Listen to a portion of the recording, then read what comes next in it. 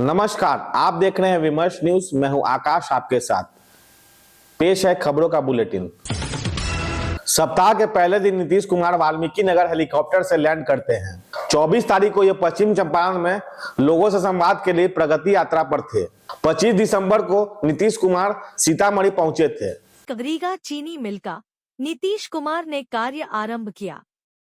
कर्नाटक की कंपनी ने बंद पड़े इस मिल को और इसके कर्मचारी के दायित्व श्री विजय कुमार चौधरी जी का आगमन हो चुका है। जोरदार ताली से इनका स्वागत का अभिनंदन करें। जोरदार ताली होनी चाहिए।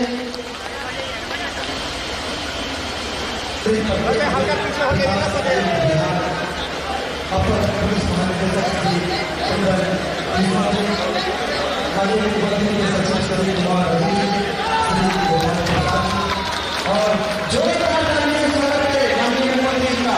बहुत ही अद्भुत क्षण हम सभी के लिए। पिछले सप्ताह की एक अप्रिय स्थिति इस सप्ताह समाप्त हो गई। भाजपा नेता की एक टिप्पणी से मनमुटाव बन गया था। शाह ने कहा था कि जरूरी नहीं है कि इस चुनाव में नीतीश कुमार का चेहरा ही रहेगा। भाजपा ने यह तय कर लिया है कि नीतीश कुमार को चेहरा बनाकर चुनाव लड़ा जाएगा। एक सप्ताह के खेल के बाद बीजेपी इस फैसले पर लौट गई है कि नीतीश के चेहरे पर ही बिहार विधानसभा चुनाव होंगे। भाजपा नेता अमित शाह की एक टिप्पणी से मनमुटाव बन गया था। शाह ने कहा था कि जरूरी नहीं है कि इस चुनाव में भी नीतीश का चेहरा ही रहेगा। विधानसभा चुनाव किसके चेहरे को सामने रखकर लड़ा जाएगा? बीजेपी ने एक अनाड़ी तरीके का खेल बीजेपी के अंदर का ही था, पर नीतीश कुमार ने इसे मात दे दी है।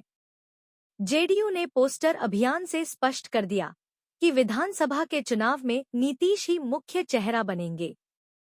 नीतीश कुमार का असंतोष जाहिर हुआ और वह इन्वेस्टर्स मीट में भी नहीं आए। बीमार होने के बाद आराम करने चले गए। इसके बाद बयानों में भाजपा प्रदेश अध्यक्ष दिलीप जायसवाल सहित अनेक नेताओं ने नीतीश का नाम दोहराना शुरू कर दिया। डैमेज कंट्रोल की एक चुनौती अभी भी बिहार में बनी हुई है। सप्ताह के पहले ही दिन नीतीश कुमार 100 करोड़ से ऊपर के रकम का कार्यक्रमों का शिलान्यास करते हुए दिखाई दिए। इन्वेस्टर मीट में नीतीश कुमार नहीं गए थे। सप्ताह की शुरुआत 423 कंपनियों के निवेश प्रस्ताव हुई है। सरकार ने घोषणा की है कि उनके प्रस्ताव पर उद्योग विभाग सक्रिय रहेगा। सभी निवेश आ जाता है तो यह बहुत महत्वपूर्ण शुरुआत होगी। 10 निवेशकों पर एक नोडल अधिकारी तैनात किया जाएगा। 1,80,000 का हम लोगों ने इसका MOU साइन किया है आज, जिसमें सबसे बड़ा जो आया है वो भर के वो रिन्यूएबल सेक्टर आया है। रिन्यूएबल एनर्जी का सबसे बड़ा सेक्टर है एंड होना भी चाहिए क्योंकि दिस इज़ द फ्यूचर।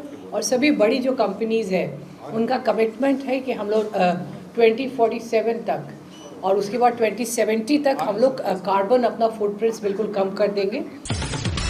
बुधवार को डीजीपी विनय कुमार ने 1300 थानों के लिए एक आदेश जारी किया है। 1000 से ऊपर अपराधियों के खिलाफ पुलिस की कार्रवाई का आदेश है। अपराधियों ने जरूरत से ज्यादा धन जमा कर रखा है। डीजीपी का आदेश है कि हर थाना कम से कम 2 अपराधियों की संपत्ति जब्त करें।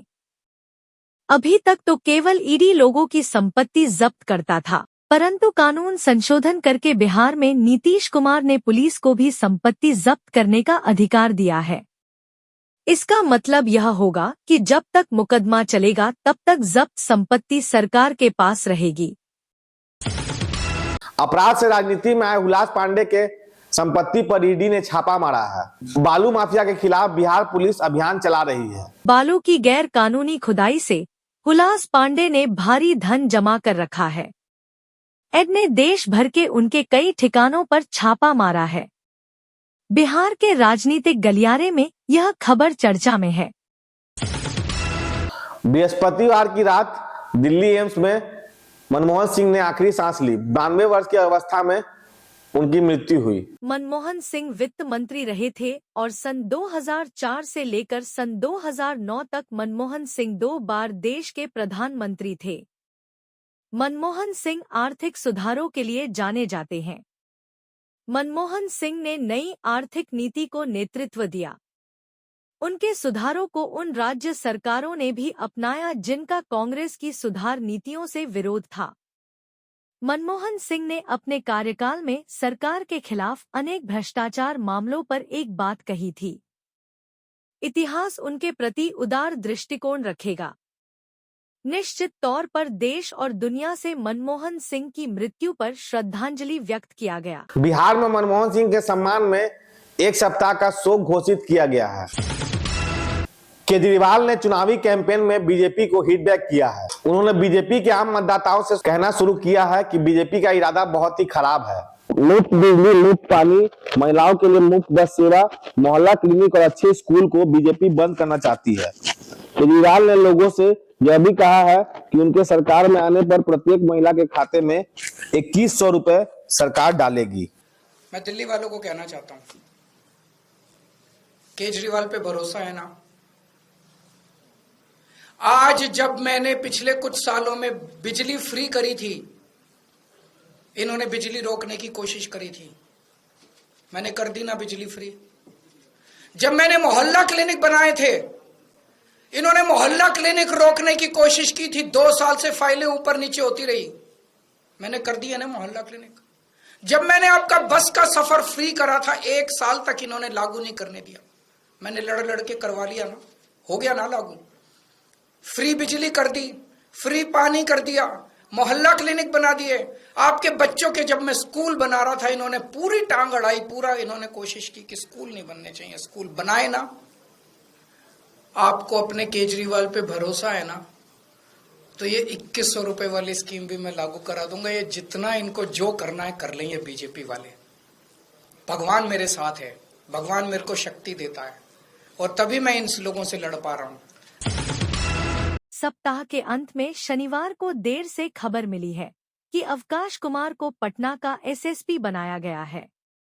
अरवल, गया, बांका सहित कई जिलों के एसपी बदले गए। 61 आईपीएस अधिकारियों का तबादला किया गया है। मुख्यालय में अपर पुलिस महानिदेशक कुंदन कृष्णा को अतिरिक्त प्रभार भी दिया गया है। वीडियो पे बने रहें। यूट्यूब पे देख रहे हैं तो लाइक करें, सब्सक्राइब करें तथा बेल आइकन जरूर दबाएं। फेसबुक पे देख रहे हैं तो लाइक करें, फॉलो करें। तब तक के लिए मैं आकाश, विमल न्यूज़ के लिए धन्यवाद।